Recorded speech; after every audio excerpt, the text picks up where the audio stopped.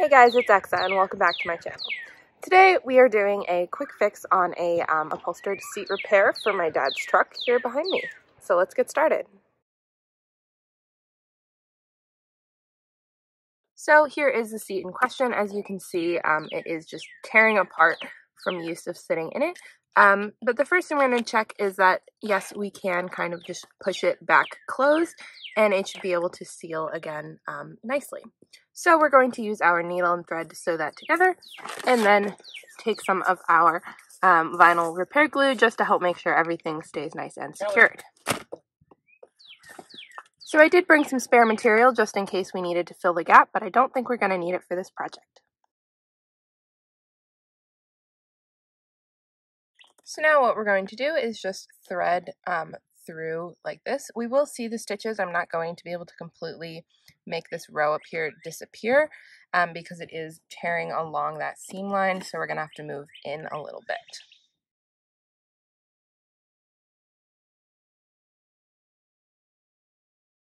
So I am going to go through the existing stitches along the side of the seat here to try to hide as much of my new stitching as I possibly can.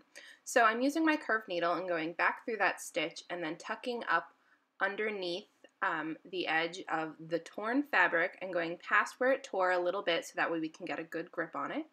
Just push that through and then we will pull it nice and tight. Now you can use a pair of pliers to help you get a good grip on this. It is a little difficult working with these curved needles sometimes. So once we pull that tight, you'll see that it's going to nicely suck it back together and you won't have a big gap anymore.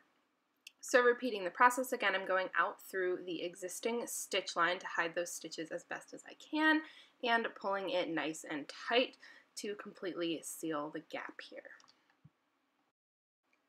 So as you see where I'm pulling through, I am trying to hide these stitches as much as I can, but you don't want to bring them too close to the edge because then it just might tear through this new stitch line as well. And I am trying to do them as close together as the original stitch line was, pretty much so that way we can get nice even stitches all the way across.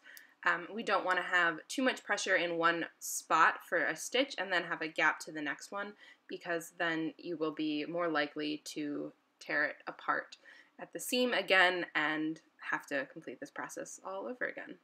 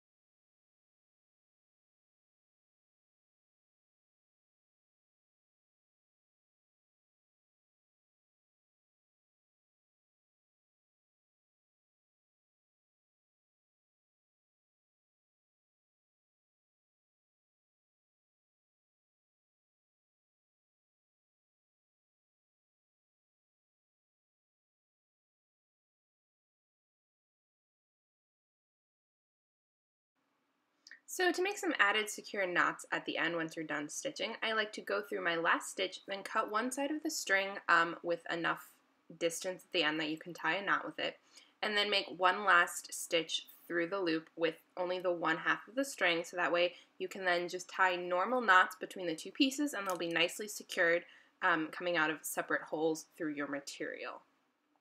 So I'm just going to tie a series of 3 knots like you would tie on your shoes, and then we will help make it extra secured because we will be putting that glue over top. If I wasn't going to glue the entire distance, I would take a little drop of like some super glue or some E6000 just to help make sure that that knot's not going to loosen over time and your stitches will come out. So we can trim the end pretty close there and then go ahead and put in our glue for extra security.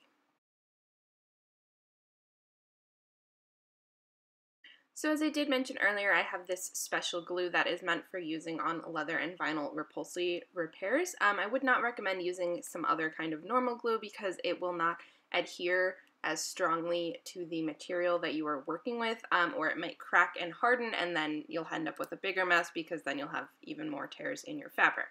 So definitely go ahead and get some of this kind of glue. So all I did, sorry my hair was in the way, but all I did was kind of stick it in the gap here and then kind of smoothed it out a little bit with my fingers and pressed it together to make sure that that entire seam edge is nice and fully covered in the glue. So we can go ahead and just do a quick little second line there down that to make sure that it's all going to be nice and secured. Now do remember this glue takes 4 hours to fully dry, so make sure that if you're working on a car that you don't need to drive it for the next 4 hours after adding the glue to the repair. And here is our final handiwork. It's obviously not the most pretty thing, but I think it will work just fine. Well guys, there you have it. One quick and easy way to repair your vinyl seats in your cars or chairs or really any kind of vinyl upholstery material that you might have that's starting to tear. So as always, until next time, I hope your day is as beautiful as you are.